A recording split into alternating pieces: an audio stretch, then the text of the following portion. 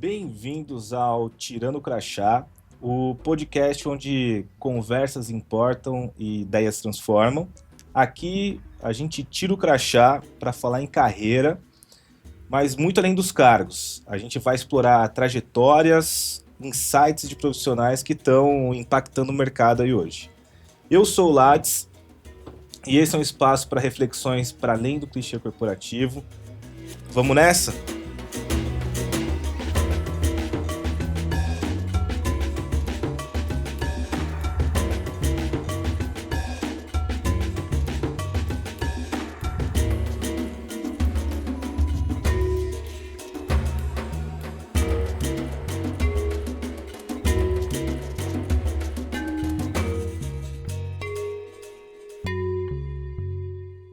No episódio de hoje eu estou recebendo aqui a Camila Novaes.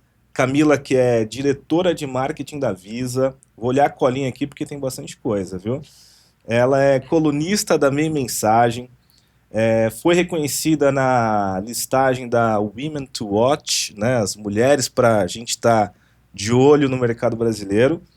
Já passou por empresas como a Sony, a Cielo, e foi recentemente indicada aí para o prêmio Caboré na categoria Profissional de Inovação.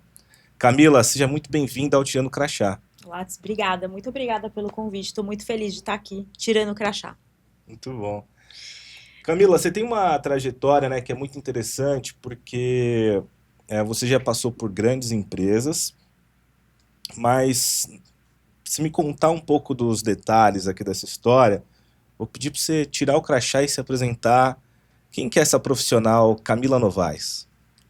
Bom, eu tenho 26 anos de mercado, tenho 48 anos de idade e eu gosto de contar minha trajetória lá do começo. Eu fiz colégio técnico na antiga Escola Técnica Federal de São Paulo, que hoje é Cefet. Na época eu queria ser engenheira e eu gosto muito de contar dessa etapa porque esse momento de ter entrado na Escola Técnica Federal e ter tido a oportunidade de conhecer pessoas e construir amizades que eu trago até hoje, foi muito um divisor para mim na minha carreira e foi um momento onde eu tive.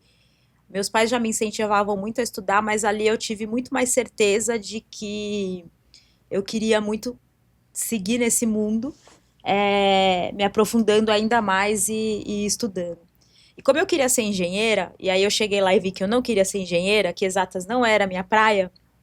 Eu lembro que na época ainda tem hoje o guia de estudante, mas deve ser no formato online, né? Mas lá a gente ia na banca, comprava, e logo no terceiro para o quarto ano, a gente já estava nessa discussão de o que eu vou fazer, quero me formar em quê. Eu coloquei uma coisa na minha cabeça que era fazer a universidade pública. Então eu queria, era uma questão para mim, eu estava determinada que eu ia entrar numa universidade pública. E, e aí eu comecei a procurar.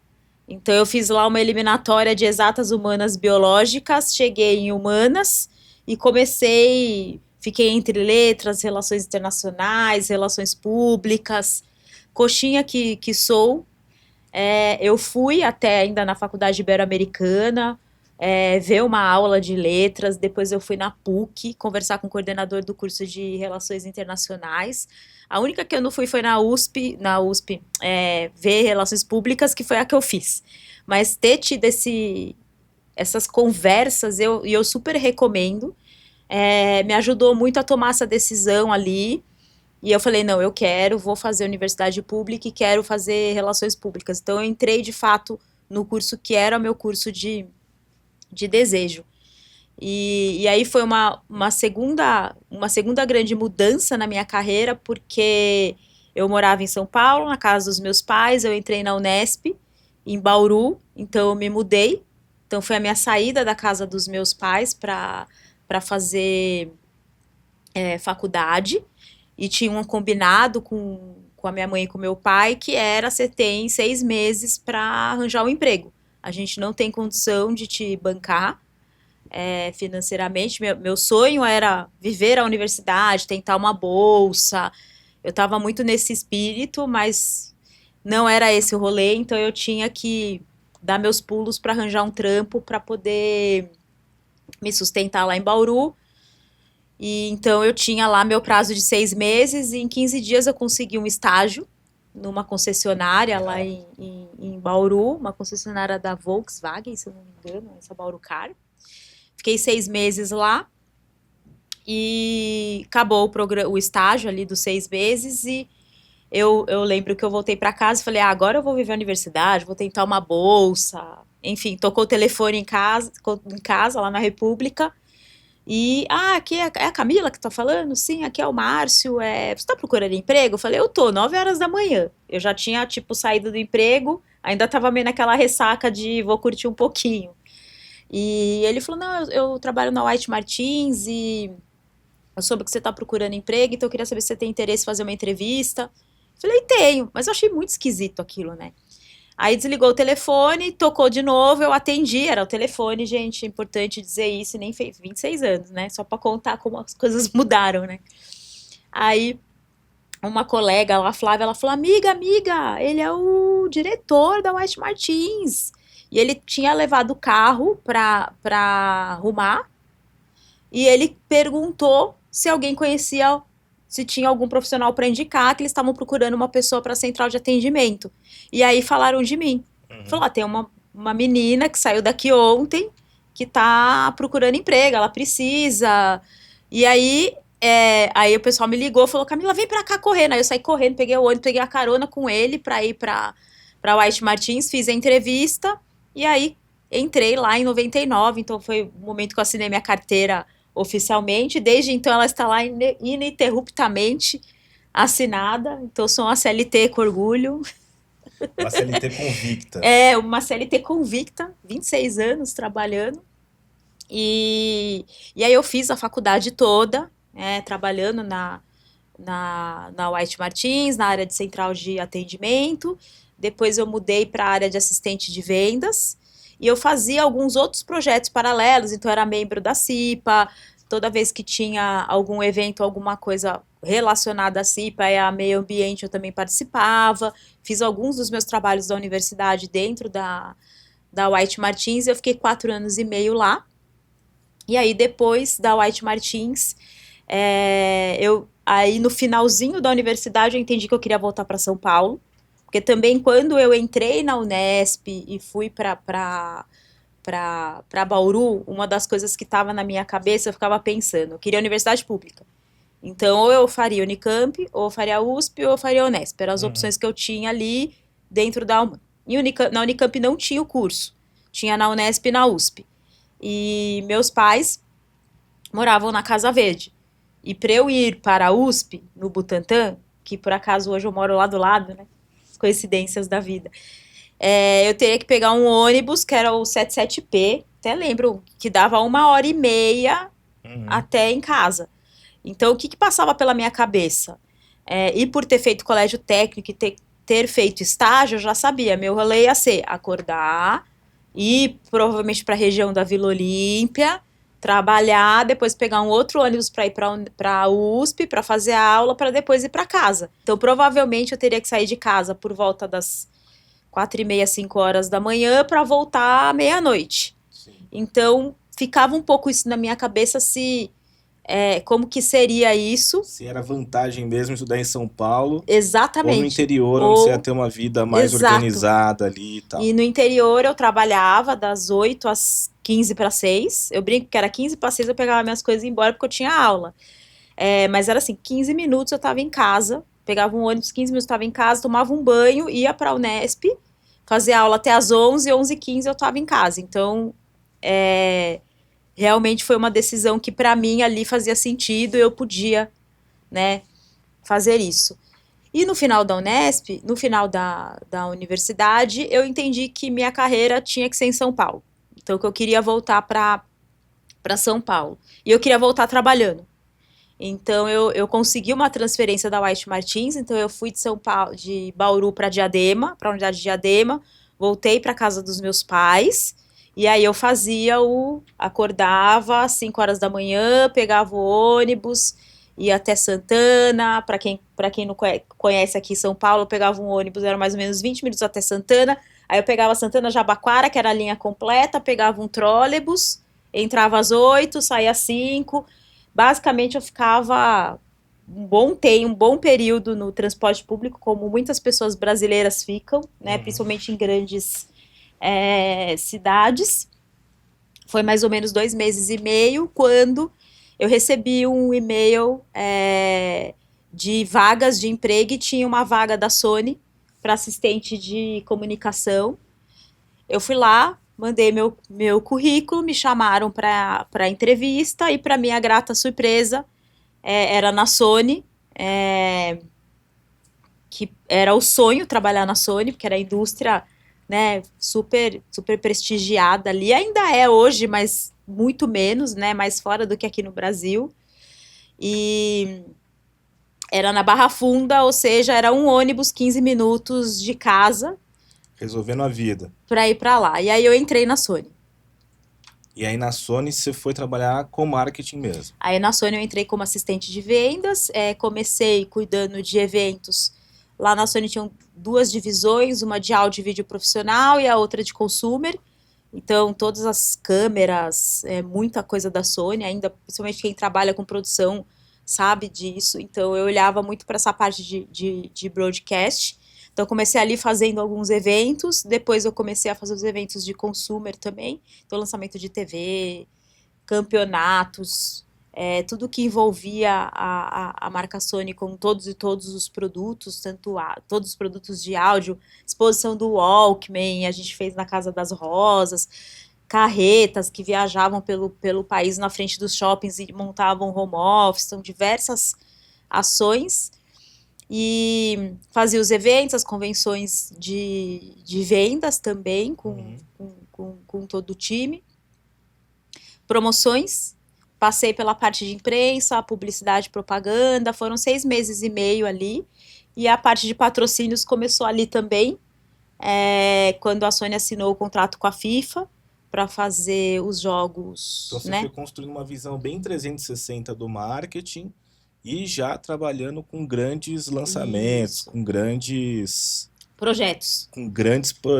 ali que envolvia, obviamente, costurar muita coisa, assim. Você ficou quanto tempo no total ali na Sony? Eu fiquei 6 anos e meio na Sony. 6 anos e meio. 6 anos e meio na Sony fazendo muito isso, né? E esse ponto do costurar é interessante porque eu vejo que a minha carreira ela passa muito por isso. Ali na Sony a gente tinha um projeto chamado Sony United, que era o encontro de todos os presidentes do grupo Sony para construir coisas em conjunto. Então, se ia ter um lançamento de TV, por que o conteúdo não era da Sony Pictures? Se a gente ia contratar um artista que fosse da Sony Music, então a gente fazia muito essas costuras para fazer esses trabalhos em parceria e funcionava super bem. Então tinha muito essa troca entre as empresas. Eu lá no meio fazendo esse trabalho ali, era muito um trabalho de secretariado mesmo, fazendo as atas do que estava sendo discutido ali, mas eu trazia aquilo para o olhar do nosso dia a dia de marketing. Então, nós vamos lançar o produto, vamos usar tal conteúdo. Vai ter um lançamento do filme, vamos participar, vamos fazer uma campanha. Então, a gente fazia muito essas costuras ali. E aí, um dado momento, eu conversando com um amigo, eu tinha eu me questionava sobre o quanto meu salário estava compatível ao que eu fazia ou não. Eu tinha esse questionamento interno e até abrindo uma coisa aqui super, né, íntima. E esse amigo me deu um conselho ali no dia que era: se você quer saber quanto você vale, você tem que perguntar para o mercado. E eu falei, nossa, né, né, faça entrevistas. E aí eu fiz algumas entrevistas e aí eu recebi uma proposta para ir para Cielo, que na época era a VisaNet. Então eu entrei para esse mundo do mercado financeiro ali em 2009 para coordenar a área de eventos. Então tinha um trabalho de gestão de equipe, coordenação de eventos, que já era o que mais me brilhava os olhos quando eu pensava na minha carreira ali em marketing, por ter passado por tudo ali naqueles 6 anos, era o que mais me chamava a atenção. Então poder focar em eventos era o que eu queria. E eu tive um bom crescimento de carreira ali financeiramente também. Então eu fiz essa mudança e fiquei 4 anos e meio na Cielo. Mas um tempo bastante consistente também, Sim, né? Acho que é legal falar porque hoje em dia, às vezes, a gente está vendo a dinâmica do é mercado, outra dinâmica passagens hoje. muito mais breves, né? Mas é curioso porque em 6 anos, em 4 anos, você domina bem aquilo que você faz a ponto de ficar relativamente fácil o trabalho, né? Quando a gente muda a cada 1 ano, 2 anos, a gente está sempre na fase de ter que aprender muita coisa. E aí você fica 4 anos e meio ali, e aí você muda de novo, né? Lembrando que você já tinha mudado de segmento. Você estava Isso. no segmento, vamos dizer A assim, mais do indústria entretenimento, da indústria. Aí você foi para os vai serviços, né? para serviço financeiro, que tem uma pegada muito maior de tecnologia B2B. também. E aí você faz outra mudança, de novo para a Sony, mas eu entendo que Que é uma a divisão de outra, smartphones. outra visão da, Isso. da Sony, E né? essa mudança da Cielo para a Sony, ainda na Cielo eu entrei olhando muito para leis de incentivo. Então eu olhava para eventos e leis de incentivo junto com as ações em parceria com os clientes da Cielo, que são as bandeiras e os bancos. Então eu construía muita parceria ali em conjunto. Eu comecei ali em leis de incentivo, fiquei 2 anos e meio e depois eu mudei para o trade. E aí um trade de serviço é completamente diferente de um trade de indústria. É e não é, na verdade. E a mudança para a Sony foi por dois motivos. Eles estavam buscando um profissional que tivesse uma visão de trade, olhando ali ponto de venda, mas também com uma visão de construção de parcerias, que era muito o que eu fazia dentro da Cielo, e era uma posição de gerência. Até então eu estava de 99, na White Martins eu fui assistente, né, durante os 4 anos e meio.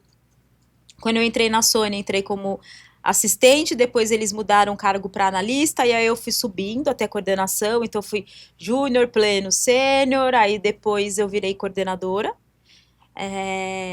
E aí quando eu vou para a Cielo, eu vou como coordenadora também, e passo, né, esses 4 anos e meio na cadeira de coordenação, mudo de área, faço uma movimentação lateral. Acho que é legal contar isso também, porque eu sou muito favorável dos longos ciclos nas empresas e quando possível, você fazer mudanças dentro da própria empresa. Então, Uhum. eu saí da área de eventos e comecei a querer entender mais de número e de negócio e fui para o trade. E aí, depois, quando eu fui para a Sony, era uma cadeira de gerência. Então, eu fiz esse movimento também pensando nesse próximo passo de gerência. Legal.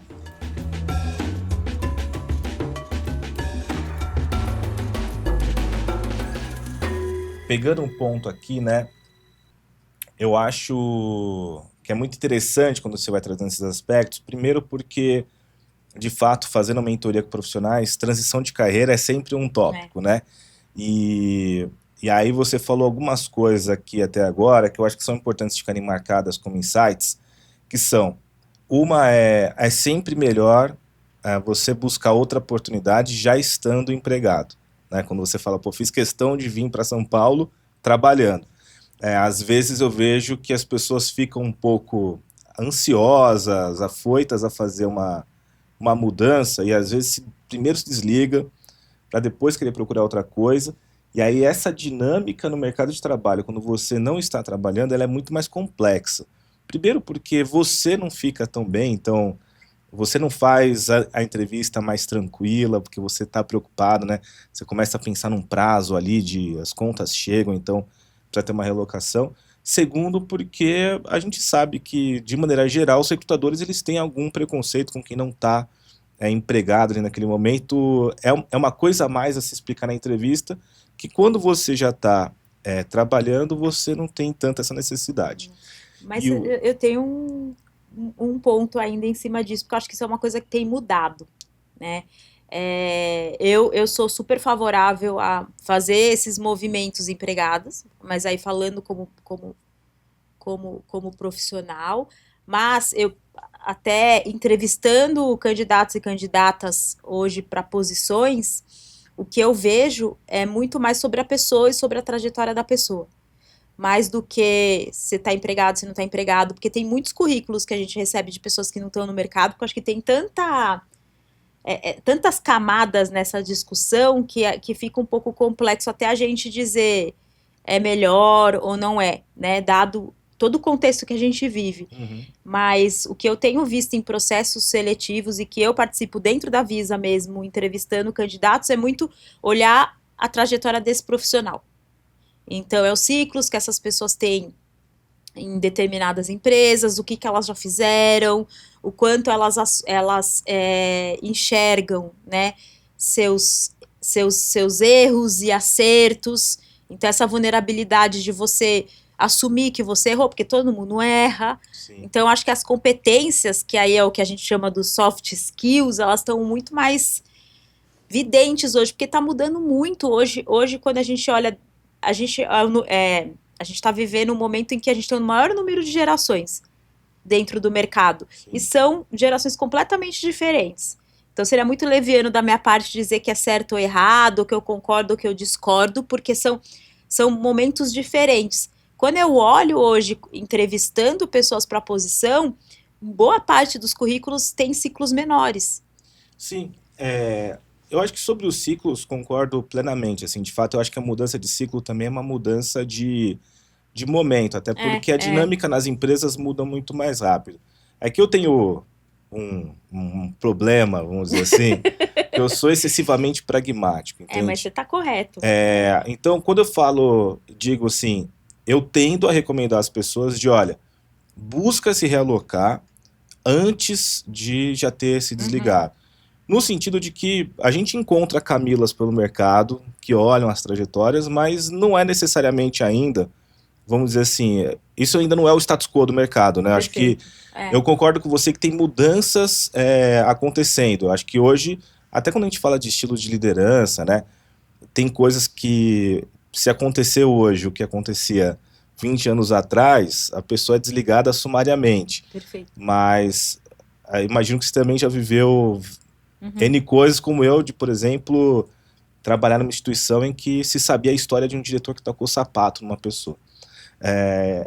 Hoje em dia, e se falava isso assim, como algo engraçado. Né? Nossa, foi um dia super engraçado, o cara tocou um sapato. Hoje em dia não se tolera mais. Então, diferente. Mas pelo pragmatismo, eu tendo a levar isso como uma recomendação, mas no sentido assim, e aí eu concordo com você, né? Tem muitas nuances, mas quando possível, se planeje com antecedência, né? Às vezes o que eu falo para as pessoas é que vai monitorando os sinais, porque às vezes dá para você se movimentar antes de chegar no limite. Eu entendo que se a gente consegue é melhor. E eu entendo que uma das estratégias para conseguir ganhar às vezes esse tempo a mais, ou fazer uma mudança melhor posicionado, é explorar essa possibilidade de uma mudança dentro da própria empresa. Muitas vezes a mudança dentro da própria empresa, ela tira às vezes um ponto de pressão que está ficando insustentável. Se você já quer mudar para uma outra área, é mais fácil, né, você ter dentro de uma empresa onde já te conhecem, já tem conhecimento sobre você, te darem essa possibilidade de, não, você vai se desenvolver e aprender aqui, como você fez, né, eu vou aprender trade, mas você já estava dentro, ou seja, as pessoas já têm um histórico da tua performance, as pessoas conhecem teus soft skills na prática e não só pelo teu discurso. E aí, quando você faz um movimento para fora, você está muito melhor posicionado. Então, o meu lugar é um pouco mais... que eu tenho esse viés não, aqui mas de ser... é um ótimo viés mesmo. Muito pragmático, mas eu concordo com você. Também se está num ponto que já está impactando saúde mental, ou tem outras questões. Eu tenho caso, por exemplo, de uma pessoa que eu contratei que ela teve que ficar porque ela morava numa cidade distante dos pais, e ela se desligou porque ela precisava cuidar dos pais. Então, eu concordo, tem né? um monte de contexto, Tem muitos né? cenários, mas é porque o que eu percebo, às vezes, falando aqui, né, em casos gerais, é que algumas pessoas, às vezes, não percebem com antecedência, não monitoram os sinais de que aquela relação de trabalho está desgastando, e talvez não se antecipam nesse movimento, como o teu amigo te sugeriu, de vai ver no mercado quanto está valendo, às vezes vai olhar no mercado quais são as possibilidades, às vezes a gente está fechado dentro das possibilidades que aquela empresa oferece de áreas para você trabalhar. E às vezes é conversando com outras pessoas no mercado que você amplia essa visão. E Mas um ponto que eu queria pegar aqui com você, Camila, é o seguinte. Acho que a gente está falando bastante aqui sobre desenvolver competências. Você já falou das soft skills, né, que seriam essas competências interpessoais, essas competências mais comportamentais e atitudinais. Tem as hard skills, que são as competências mais técnicas. E se a gente for entrar aqui nesse universo, tem Vixe, uma vai que sopa de vai. letrinhas. Tem o upskilling, tem o reskilling, tem o lifelong learning, mas se a gente for parar para olhar assim dados, né, o Fórum Mundial ele soltou o relatório que ele solta ali a cada uns 2 anos, que é o futuro do trabalho. No relatório desse ano, ele trouxe a estatística de que 22% dos empregos no mundo vão passar por transformações drásticas, né, de como funcionam. 63% dos empregadores indicam que o gap de competências é a maior barreira para a transformação dos negócios. E daí, nesse contexto, né, eu sabendo que você tem como lema pessoal que estudar move, eu queria ouvir um pouco de você. Como que você vê o impacto das formações que você foi fazendo ao longo da carreira? Você já contou da Unesp, mas você teve outras. Então, como você vê o impacto dessas formações na tua carreira e todas essas necessidades de movimentação que você criou para você mesmo?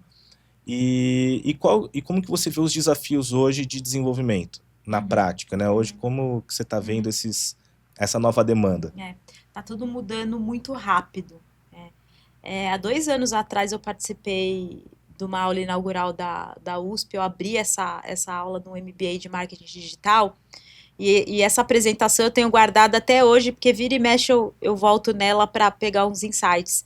Então, se a gente olha 10 anos atrás, o que era o marketing, vou pegar meu pedacinho aqui, né? Há 10 anos atrás, o que era o marketing, se a gente quisesse, nem 10, 15, né? Porque já está ficando, mudando muito. Se a gente quiser saber alguma coisa sobre alguma celebridade, alguma fofoca, a gente ia recorrer a caras. Hoje, você tem as redes sociais. Quantas pessoas hoje vivem e têm renda através de geração de conteúdo? Seja os creators, seja os influencers, né? Então, assim, isso mudou muito, né? Eu brinco que é do off para o on. Eu tive um professor na Unesp, que ele estava fazendo um mestrado sobre mídias, e ele dizia isso na aula sábado de manhã, lá em 2000, que a gente escolheu o programa que a gente ia assistir. Ele falava aquilo sábado de manhã, eu ficava tentando entender o que era aquilo. Como assim você vai escolher o programa? Porque eu tinha a memória da minha mãe que gravava novela, porque ela dava aula, a professora, ela dava aula, então ela pedia para gravar a novela para ela assistir quando ela chegasse.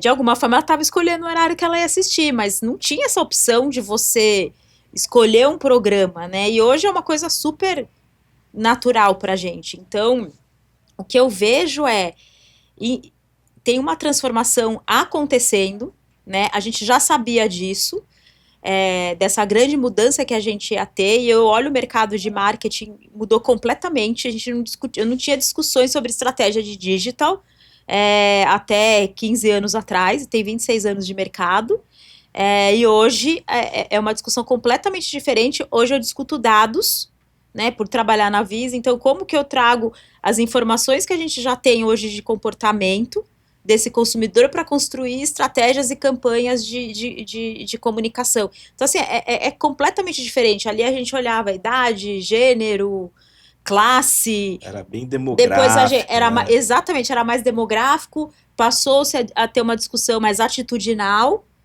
Hoje você tem isso misturado, só que você tem a questão, você tem os dados aqui complementando. Então, assim, isso em 26 anos de carreira, assim. Para de falar, só para fazer um comentário aqui do que você está falando, eu sou bacharel em marketing, né? Assim como você, eu também coloquei na minha cabeça que eu tinha que fazer universidade pública, eu estudei na USP, e eu me formei em 2009. E o meu curso não teve a disciplina de marketing digital, por exemplo. 2009. Não se falava em e-commerce em 2009. Então, olha que curioso. E curiosamente, foi onde eu fui trabalhar, com marketing digital, e-commerce, etc. mas foi uma disciplina inexistente, né, na minha graduação. Então, eu acho que isso diz muito sobre né? essa virada É, dos tempos muito rápida, né? é. E quando eu olho a minha trajetória e volto na história de como estudar móvel, porque você vai, ao longo da carreira, você vai entendendo que tem determinados assuntos que você precisa se aprofundar e tem determinados assuntos que um curso eventualmente te atende. E tem uma outra coisa que está conectada com soft skills, que é a construção de rede. Então, você construir um network, conhecer as pessoas, e aí eu vou trazer uma fala de um professor do MBA que network não é sobre pedir ajuda, porque as pessoas normalmente pedem ajuda, é ajudar e pedir ajuda, então é uma troca. Sim. Porque se você fica muito no lugar, pode me ajudar? Pode me ajudar? Pode me ajudar? Eventualmente a coisa não circula. É que para nós, como pessoas negras, para a gente isso é muito intrínseco, né? A gente sempre pensa na comunidade. Mas voltando à questão do estudo, eu fiz a Escola Técnica Federal, fiz a Unesp, depois eu fiz uma pós-graduação em Administração e Organização de Eventos no Senac. Depois eu comecei a fazer alguns cursos. Um deles foi em Harvard, sobre lideranças emergentes. E aí, quando eu voltei desse curso de Harvard, eu falei, eu preciso me aprofundar mais em negócios, ter uma visão que seja complementar à minha visão de marketing. Foi quando eu decidi fazer um MBA executivo na Fundação Getúlio Vargas em negócios globais. Então, MBA todo em inglês, que a gente viaja ao mundo para entender os negócios nessa perspectiva global. Porque, somado a tudo que eu falei do on e do off, e dessa mudança, o exemplo que você deu perfeito, de não tinha disciplina de digital, já discutia a globalização na escola, então eu me lembro muito bem das aulas de globalização, mas hoje isso tá super intrínseco. Então, como que a gente vai incorporando o conhecimento? Então, tem uma base, tem os clássicos que a gente tem que ler, que a gente tem que seguir, tem que fazer a universidade, tem que fazer uma pós-graduação. O tempo que você vai colocar vai muito da estratégia, né, que você decide na sua carreira. E esse ponto de discussão de estratégia, ele é para qualquer pessoa. Então, é esse pensamento de o que eu quero, onde eu quero chegar, o que eu quero fazer. E aí eu acho que você pega um ponto para mim que é fundamental. É importante ter intencionalidade, saber onde você quer chegar com aquilo. Porque eu percebo, Camila, né, quando você fala, você fez movimentos muito claros, né, quando você escolhe as suas formações, em cada uma delas você tinha um objetivo de, é por causa desta necessidade que eu estou fazendo esse investimento. Quando eu falo investimento, não estou nem pensando só pelo valor dos cursos, mas o investimento de tempo que a gente coloca. E você me parece ser uma estrategista do tempo também, né? Quando você fala lá para fazer graduação, você já tinha feito as contas de, olha, quanto de tempo que eu vou ficar me deslocando na cidade. Eu queria que na minha vez eu tivesse pensado tudo isso também, porque eu fiz o oposto, tá? Eu fiquei me matando, me deslocando 2 horas e meia cada perna na cidade. Mas, enfim. Mas fez USP, né? Mas Então, fiz. Mas assim, poderia ter pensado no que você pensou, não pensei. Mas hoje eu valorizo muito mais essa questão também de como a gente cuida do nosso tempo. E aí eu percebo que algumas pessoas acabam de, por se falar tanto da necessidade de estar fazendo curso, de certificações, como também proliferou a quantidade de opções de curso com EAD e etc. Eu percebo que existe às vezes até um certo piloto automático. Então a gente sai de uma coisa e vai para outra, e não necessariamente a gente está com clareza de é isso que eu preciso trabalhar. Eu coloco isso porque, sobretudo se a gente for pegar o recorte de pessoas negras, pela questão da gente saber de que normalmente a gente precisa fazer muito mais, se provar um tanto mais, essa estratégia ela funciona sobretudo nos períodos iniciais de carreira, né? Até ali a gente começar o momento de gestão. Então a gente vai fazendo mais curso, como a demanda é muito maior por entrega, hard skills, isso daí vai funcionando muito. Depois a gente faz uma virada para a liderança e começa a mudar o peso dessa balança. Continua sendo necessário conhecer questões técnicas, e quando você vai estudar mercados globais, estratégia, isso também é hard skills, mas também vai pesando muito mais a nossa capacidade de negociação, a nossa capacidade de comunicar e articular a nossa comunicação com clareza, o que você falou, construir rede, relacionamento, até mesmo jogo de cintura, negociação, resolução de conflitos, que é um outro conjunto de coisas. E eu já notei que às vezes sobretudo em mentoria, eu pego pessoas que elas estão gastando tanta energia e não estão cuidando desse tempo, que elas não chegam sequer descansadas para trabalhar. E na hora que vem a pressão do trabalho, que te cobra que aquele momento é o momento de você conseguir respirar fundo e articular todas as suas soft skills para lidar com uma situação que seja muito desafiadora, é a hora que você não tem, daí você perde a mão na forma de falar, ou você deixa de se posicionar e você se omite. Isso, o mercado cobra um preço disso, né? Então, acho que assim, trazendo para esse contexto e querendo saber um pouco até mais hoje, né? Hoje você está na Visa, você já falou, né, que a gente já sei isso de você, então eu já sei, tá? Camila é uma grande orquestradora, né? Eu acho que é assim que você se vê um tanto hoje. Você lidera time, você tem... Eu acho que você já tem hoje essa clareza de que no papel de liderança, o mais importante é você fazer o time funcionar mais do que brilhar sozinha. Perfeito. Então eu queria te ouvir um pouco assim, como que é estar nesse espaço, como você vê essa demanda pelas soft skills, e pensando em soft skills, o que você viu que mais funcionou como ferramenta de desenvolvimento dessas competências? Perfeito. Respondendo à última pergunta, é a mentoria. De como a gente escuta, de você não ser protagonista, isso foram coisas que eu aprendi. Por muitas vezes eu quis mostrar, olha que eu fiz, olha eu aconteci, olha e eu não entendia porque que as coisas não aconteciam. E aí você vai vivenciando, encontrando pessoas no caminho, profissionais que te mentoram e vão te dizendo. Então eu tenho um mentor que ele falou muito isso para mim. Não seja, você não precisa ser a protagonista. Você tem que construir um caminho para que as outras pessoas sejam protagonistas. Tem um dado momento da sua carreira que você está numa posição mais executora, que você tem mais execução para fazer, e que eventualmente você entra nisso, que é ótimo, e você aprende, que eu acho que isso também é um outro, eu diria que é um soft skill, porque muitas vezes você tem profissionais que eles são líderes, mas não necessariamente sabem exatamente o que tem que ser feito em determinado ponto por não ter passado por essa trajetória, né? No meu caso, eu passei. Então, se eu tiver que montar um evento, construir uma campanha, eu sei exatamente o que precisa ser feito. Sei por ter feito e sei por ter estudado. E tem muitos profissionais também que sabem por ter estudado e não necessariamente por ter feito porque fizeram uma carreira mais voltada para a gestão. Então, acho que isso faz na minha leitura, isso faz muito uma diferença na construção da carreira.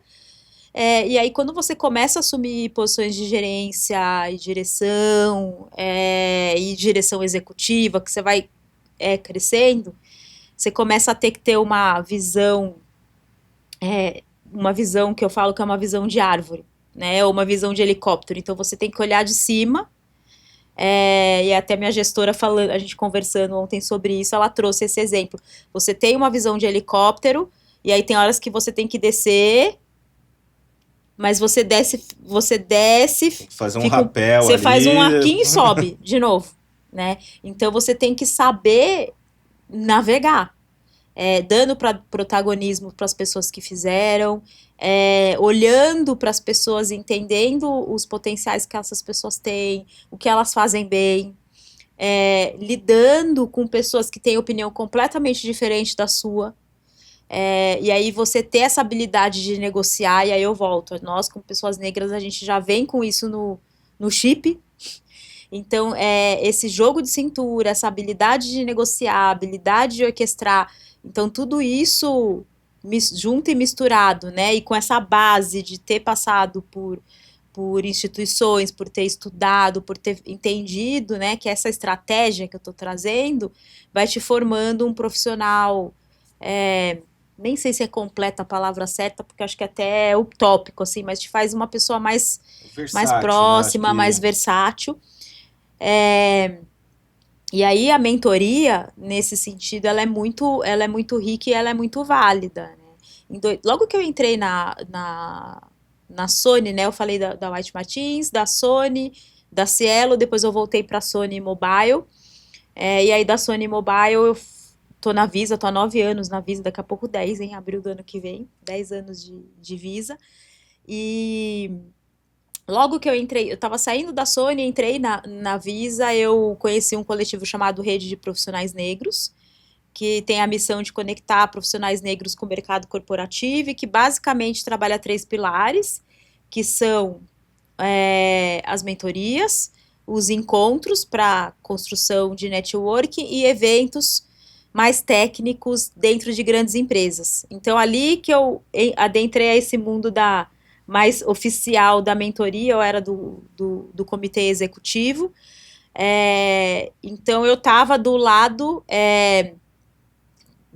despendendo parte do meu tempo, né, coordenando com a minha agenda de trabalho, para fazer reuniões em grandes empresas, para levar profissionais negros. A gente levou no Google, Microsoft, Ernst Young, lembro que Ernst Young foi sobre o futuro do trabalho, que a gente conversou lá, inclusive. Então, fazendo essas negociações com as empresas para a gente levar os profissionais, eles cederem um conteúdo e espaço para a gente fazer isso e essas construções de network.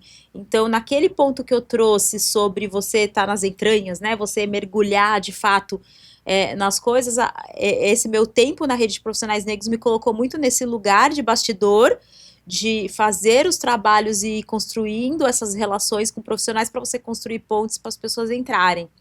E dali eu fui para publicitários negros, então eu fiz esse recorte depois para o mercado de comunicação e marketing, uma estratégia muito parecida com a da rede de profissionais negros, e comecei depois a fazer algumas mentorias, e também sou mentorada, né? Desde então, e tudo isso me ajudou muito a ir navegando e lendo cenários, porque eu acho que essa é a diferença hoje, né? Tem toda uma mudança acontecendo como sociedade, tem toda uma mudança acontecendo, né? A gente está muito mais globalizado. Se a gente soma o nosso pensamento estratégico, do onde eu quero, que eu vou chegar, isso é para tudo, até para uma reunião.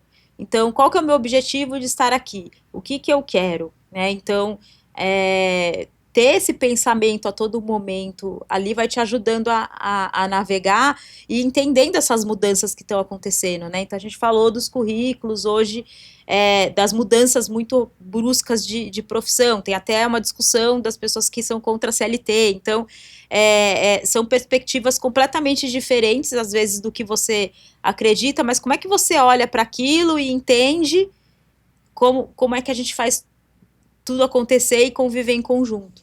Então muito bom. Complexo, gente. Eu não tenho dúvidas.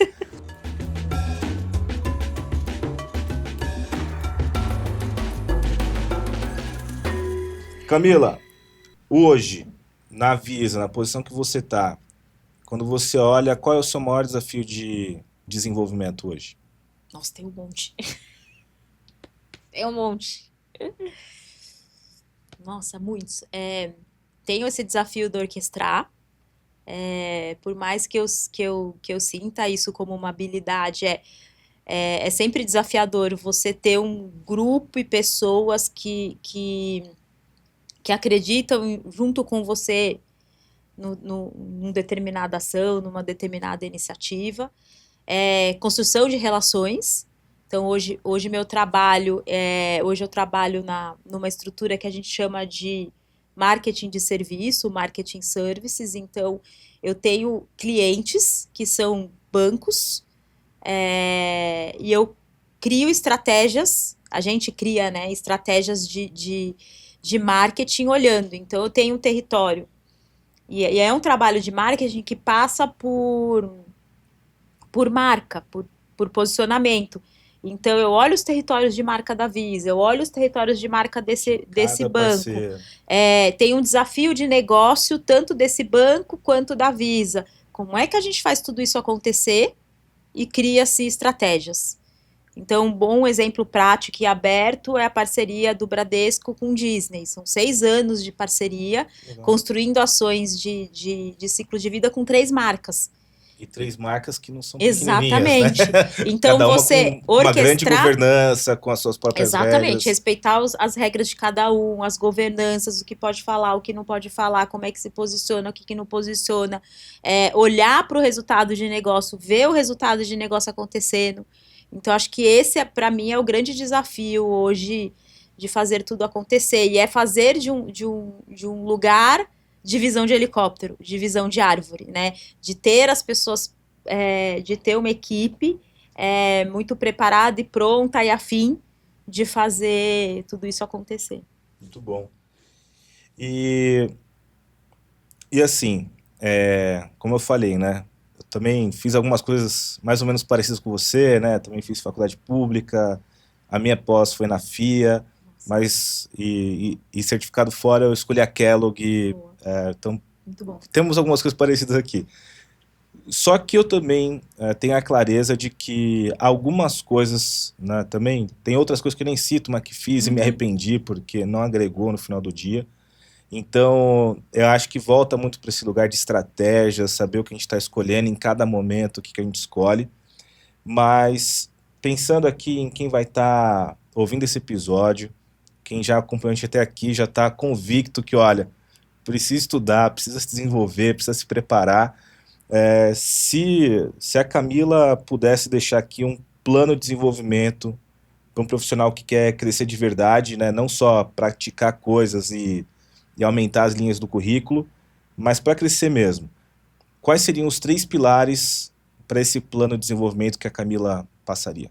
Primeiro é a questão do conhecimento, então é de fato estudar, e quando a gente fala de conhecimento, é estudar, mas com uma clareza, com entendimento do que você quer, e se você tem dúvida sobre isso, eu vou dizer que é o segundo e o terceiro, é pedir ajuda. Então, quando você constrói network, quando você conhece outras pessoas, você cria essas comunidades e redes e trocas, você tem que ter ambientes onde você se sinta à vontade para abrir. Então, olha, eu tô com uma dúvida na minha carreira, assim, assim, o que que eu faço? Eu quero estudar isso, quero estudar aquilo. Então, você poder conversar com profissionais que já estão há mais tempo no mercado e profissionais que também estão entrando te ajudam a ter uma perspectiva diferente. Então, eu colocaria esses 2 aqui, o network e o conhecimento, e eu volto de novo na mentoria. Parece que são coisas iguais, mas elas são coisas distintas, né? Então, e quando eu falo de mentoria, é tanto você mentorar como ser mentorado, né? Uma outra coisa que eu aprendi também ao longo da carreira é a importância de você... Tem um podcast, um TEDx, eu não lembro agora o nome dela, me perdoe, mas ela fala muito sobre você ter conexão, contato, eventualmente mentoria, 2 níveis acima do seu, né? Quando você está falando muito de mercado corporativo aqui, né? Tô trazendo esse recorte, até porque é minha trajetória. É importante você, e que na Visa a gente chama do skip level, né? Então, é você ter essa oportunidade de conversa e de troca, eventualmente vai lá e marca um café, sabe? Fala com o seu gestor, fala, olha, queria muito conhecer tal profissional, porque eu admiro essa pessoa, gosto quando essa pessoa tá fazendo uma apresentação, como ela explana e fala sobre aquilo.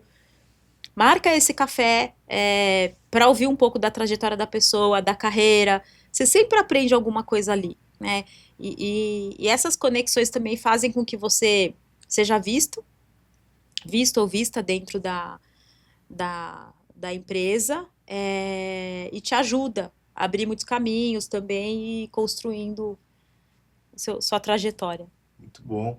Camila, dava para a gente ficar mais 2 horas Dava aqui mesmo, falando, aqui. porque, como você falou, 26 anos de carreira, né? Difícil encapsular 26 anos de carreira, tem muita coisa para falar, mas acho que tem muito insight também para todo mundo que ouviu. Para mim, acho que algumas coisas que marcam dessa nossa conversa é sobre saber, acho que em primeiro lugar tem uma coisa que você não trouxe tanto no insight final, mas eu capturei isso te ouvindo, que é se apropriar dos aprendizados Uhum. que você vai tendo na prática também, da tua vida como um todo, né? Eu acho Perfeito. que tem coisas que você pega da tua vivência mais ampla, de como você teve que lidar com situações, e eu acho que tem um lugar de se apropriar disso, né? De olhar e falar, não, isso é um ativo, isso é uma competência, né? Quando você fala que está no chip, eu acho que é um pouco de falar, isso que eu faço tão naturalmente, porque sempre tive que fazer, é uma competência. Então, acho que se apropriar um insight que eu trago aqui, né? A gente conseguir olhar e se apropriar daquilo que a gente veio desenvolvendo ao longo da carreira, a importância de escolher bem, com intencionalidade e estratégia, as formações, aonde você vai alocar tempo. Então, quando você falou para mim ali que quando você for escolher a faculdade, você já pensou no tempo, como que Uhum. isso ia te custar, já traz para mim esse lugar de estratégia, de olhar e falar assim, olha, o tempo que eu coloco nas coisas, esse tempo é caro e eu tenho que cuidar dele tanto quanto o dinheiro que eu invisto numa formação. E a importância, obviamente, dos relacionamentos, de estar falando com as pessoas, de construir rede e de fazer mentorias. Perfeito. Espero que todo mundo consiga aproveitar os insights da Camila. Se tiveram outros insights que não foram esses aqui que a gente consolidou, também passa para a gente. E Camila, muito obrigado por ter aceitado esse convite e dividido a sua trajetória aqui conosco. Eu que agradeço. Estou muito feliz de estar aqui. Obrigada.